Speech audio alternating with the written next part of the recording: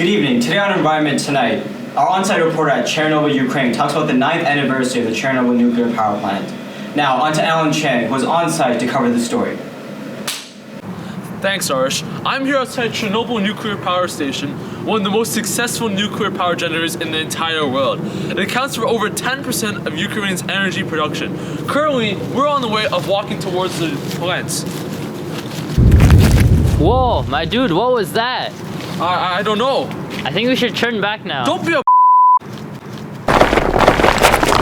Oh, run!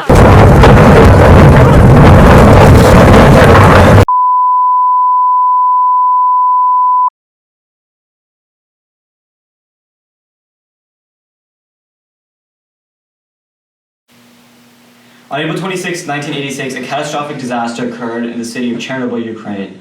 Reactor number 4 of the Chernobyl nuclear power plant exploded, releasing large amounts of nuclear waste into the atmosphere. Unfortunately, our on-site reporter Alan Chang and his cameraman Ma Sayed died during the explosion. Our condolences for them and their families. Now onto footage of the scene only days after the initial explosion. Nuclear plants function similarly to plants that burn coal, oil, or natural gas. The only difference is that nuclear plants use nuclear fission to produce heat. Nuclear fission is a process from which atoms are split apart to produce energy. In nuclear reactors, there are two different types of fuel to complete fission, uranium-238 and uranium-235. Uranium-238 is much more common, and it is the primary fuel type in nuclear reactors. Uranium-234 is far less common, but very essential to starting the process. In nuclear fission, U-235 is shot onto U-285 to start a chain reaction. This reaction splits each uranium atom, releasing neutrons and immense amounts of heat energy. Once this begins, the process of fission becomes self-sustaining, granted that there is always more uranium to split. In the Chernobyl nuclear power plant, control rods were implemented in the design to moderate its energy output. These control rods were made with graphite blocks, whose function was to slow down neutrons and make them more effective in producing fission for the uranium fuel. A mixture of nitrogen and helium was also circulated around the control rods to prevent oxidization. On April 26, prior to a routine shutdown, the reactor crew at Chernobyl 4 began preparing for a test to determine how long turbines would spin and supply power to the main circulating pumps following a loss of main electrical power supply. A series of operating actions, including the disabling of automatic shutdown mechanisms, preceded the attempted test early on April 26th. By the time that the operator moved to shut down the reactor was already in an extremely unstable condition. A peculiarity of the design of the control rods caused a dramatic power surge as they were inserted into the reactor. The interaction of very hot fuel with the cooling water in the reactor led to fuel fragmentation, along with rapid steam production and an increase in pressure. This overpressuring caused the 1,000-ton cover plate of the reactor to become partially detached, rupturing the fuel channels and jamming all the control rods. Intense steam generation then throughout the whole core was generated, causing a steam explosion and releasing radioactive fission products into the atmosphere. About 2 or 3 seconds later, a second explosion threw the fragments out from the fuel channels and hot graphite.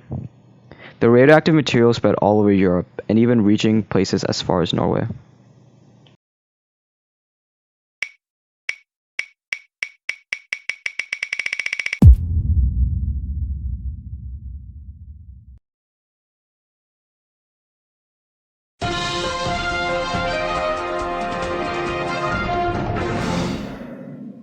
Good evening. Today on Environment Tonight, a new sarcophagus has been created to cover the most dangerous waste in the world, marking almost 31 years since the horrific incident known as the Chernobyl disaster.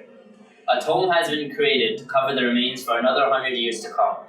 Join us as we cover the impacts of this disaster on us today. Here we have Alan at the site.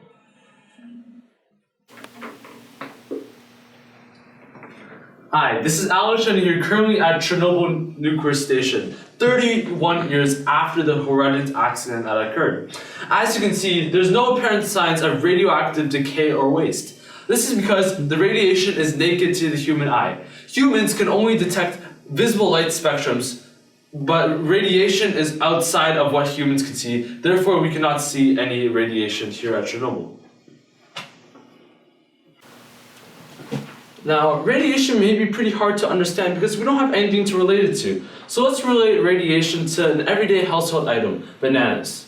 Usually, when you eat a banana, you're exposed to 0.1 microsieverts of radiation. Now, the Earth naturally emits background radiation, and that's what humans soak up. The average radiation that Earth emits per hour is 0.1 to 0.2 microsieverts. Now, an average human will usually receive 2.4 to 3 microsieverts of radiation annually. Now, here at Chernobyl, my detective's telling me that we're currently receiving 5.1 to 5.2 microsieverts per hour. That's eating 50 bananas in an hour. Now, here in Chernobyl, the radiation levels of the worst hit areas, including the reactor building and the control room, have been estimated at over 300 microsieverts an hour, providing a fatal dosage in just over a minute. Think about eating 300 bananas in an hour. Now, at the time of the explosion, the types of radiation present in Chernobyl were alpha radiation, beta radiation, gamma radiation, X-ray. Now, over 31 years have passed, and it is now alpha radiation and beta radiation that are prevalent.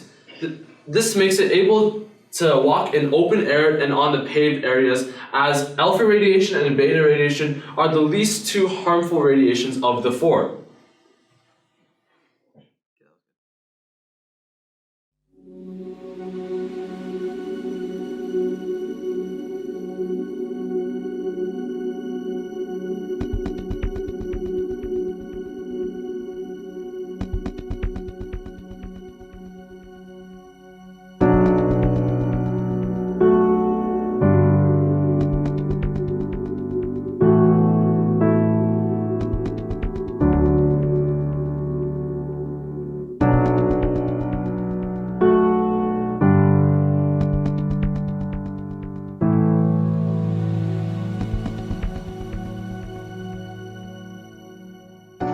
As you might expect, the fallout of this incident on the surrounding environment was huge. The radioactive waste was left in the surrounding area. Majority of this waste is now contained by the sarcophagus. But there is still some nuclear waste in the soil and in the atmosphere. There are currently many nuclear sinks in the soil. These deposits can be released by a forest fire, which are getting increasingly more likely due to climate change. Even a minor fire set off by the increased heating of the planet can cause a majority of the radiation deposit to be released. This is a direct impact of climate change on the Chernobyl incident. Radiation has a very lethal effect on the surrounding life. Not only humans, but animals as well, are all negatively affected by the nuclear waste. After the incident, all residents in nearby towns and cities were displaced from their homes. This was done to protect them from the dangers of radiation. Radiation doesn't target the cells directly because neutrons don't have a charge. Instead, they ionize the cells, which it reacts with the hydrogen nuclei, causing a loss of electron, which interferes with the chemical bonding properties. Oxidation can also occur, which adds oxygen atoms to the cell. This interferes with the chromosomes, which can cause aberrations, mutations, and cell death.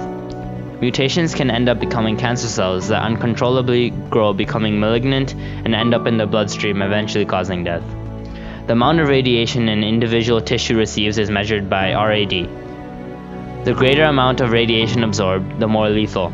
Doses of 4,000 rads or more leads to damage to human blood vessels, which causes brain swelling and possible death within 48 hours. Less severe doses are anywhere from 1,000 to 4,000 rads, which will cause death in the next 10 days. 150 to 1,000 rads will cause infection, hemorrhage, and death within 4 or 5 weeks.